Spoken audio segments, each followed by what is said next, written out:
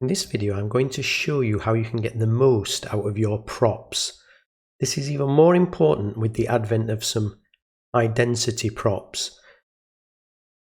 So what we're going to be looking at is submodels. So we're looking at a rosa reef here. Now, if you was just to treat this as just one big prop, you're not going to be getting the most out of it. So let's have a look at how we can enhance this. So if we look at our submodels, I'm going to show you all of the submodels that I have created. And it's important that you don't just create, submodels that are a complete node range, that just covers everything. Try to break them up in these rows. So you can see here, if I go down, these are the arrowheads. So the top row you can see is this one, but as I move down, you can see there is a different row for every component, and this will allow us to do more with effects, which I'll be showing you later.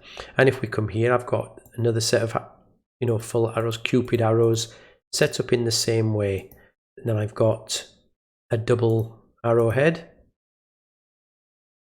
outer balls, odd and even and complete, and stacked balls, so it's inner balls and outer balls, so you'll be able to pulse between those types of things. Then I've got feathers and even and odd, and this is important because you could actually have counter rotating effects, one on the odd, one on the even, and do things like that. Then I've got some filled feathers, which are doing the same type of thing.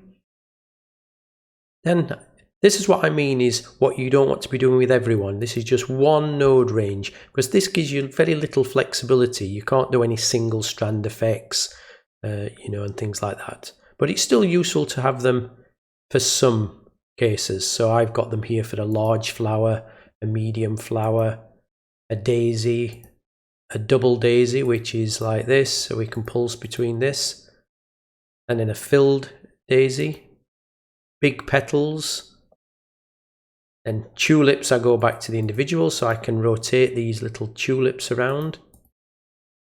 Half moons, again, rotatable. Then I've got a full matrix, so I've got a top, bottom, left and right, so I can actually display text in this area while we've got effects going on as well, because this is just effectively a matrix just curved. Then one for outer decorations and the different components, so we can pulse between those. The outer ring. Then I've got one that's actually which I'm calling here peacock, which actually is a complete set of feathers that can be pulsed outwards. And then a larger one which encompasses the outer rings as well, and you'll see what they are when I show you the sequencer. Then I've got one that's more of a peacock shape, so this is like a peacock plume with all of the different components that make it up. And then come down to things like scoops and ribbons and rings, so we can do rotation effects on those. Spokes, and you can see I've got individual spokes, and then this one actually draws a tree. It's hard to visualize it there, but you'll see in the sequencer a wavy line, zigzag, and then I've got all of the individual components. So if you want to target just an individual item, you can do that as well. But let's have a look at what this gives us in the sequencer. So if we jump into the sequencer, I've just dropped standard effects onto each of these different components. Now I'm ignoring layering. We could go on forever if we do layering as well, but I just want to show you what we can get just with simple standard effects. So the first effect is just a butterfly, so we can actually see what that particular effect does. So even though it was individual components, if we drop it on the effect like a butterfly, you can see it will show all of it.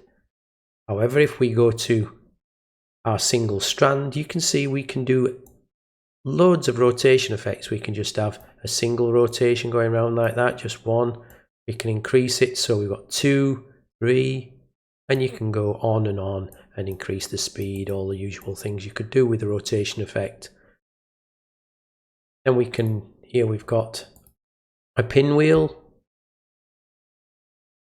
and then more key effect, and a spiral, and then a shockwave. And I'm going to quickly go through all. So that was on the arrowheads, and you can see here this is the Cupid arrows, and we can do the same rotation effect. Increase the number of chasers, decrease. I won't do this on every one. There you go. And I'm just going to shoot through them now, and you can use your imagination of what you could do.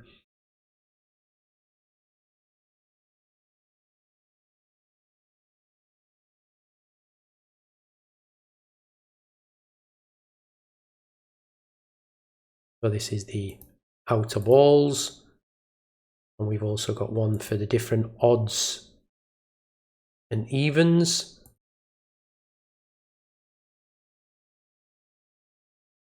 I'll just skip that one because it's very similar. Then we come down to the stacked balls, which allows us to do some really wacky effects there as well. And then we come down to the feathers. I think actually the odds and odd feathers is better. Yeah, so we can almost get like an aircraft propeller effect as well. Come along. And you can see we can always get the in and out effect as well, the pulsing effect with shockwave. Jump over to here. So now we're on to the rotation effects on the feathers. And these are the filled feathers. So you can see we've got these elements as well. Very similar. I'll jump along. And you can see I'm just using the same effect just so you can understand what the elements are. Yeah, not so useful, but it's still maybe quite a nice effect in certain circumstances. But what you've got to remember, I'm just showing these effects just on one element, one submodel, but we could be displaying on multiple submodels as well.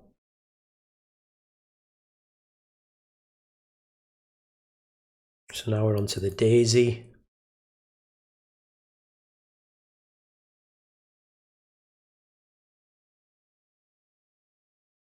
Let me jump down. I've got all these flowers, but let me come down and show you, say, on matrix. You see you've got the word hello on the top matrix and on the bottom matrix. So we could have words going along the top and the bottom. One for outer decorations. You know, and that we have like a pulsing effect. And remember, we could have different effects happening in the middle of the prop as well, completely separate. There we go, we've got a nice single strand pulsing effect, and obviously we can increase that effect or decrease, make it totally flexible. And I quite like the 3/4 peacock because it's more like a peacock actually is, a peacock plume.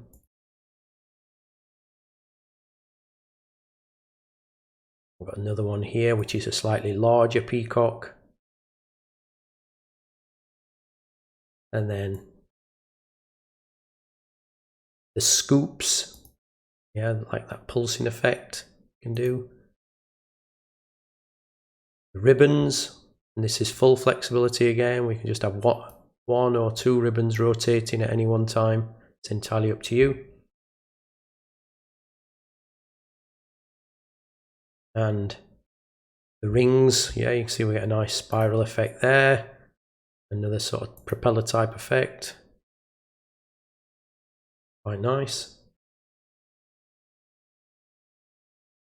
There we go. You can imagine that pulsing to the music quite nicely. Then got this one. You can see we've now turned our rosa reef into a miniature Christmas tree. We can do all the different effects on the Christmas tree that you would expect.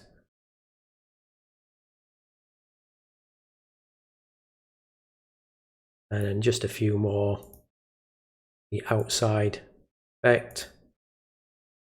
And then here. And just one final thing, I've just put 3 effects on different areas, and you can see how we can have one thing going in one direction, another thing going in another direction, and then another thing on another submodel. So you can see we've turned that just one basic prop, and we're not using any layering or any special effects at this, just the normal effects straight off the palette, and we've already got quite a bit of flexibility. So until next time, see you later.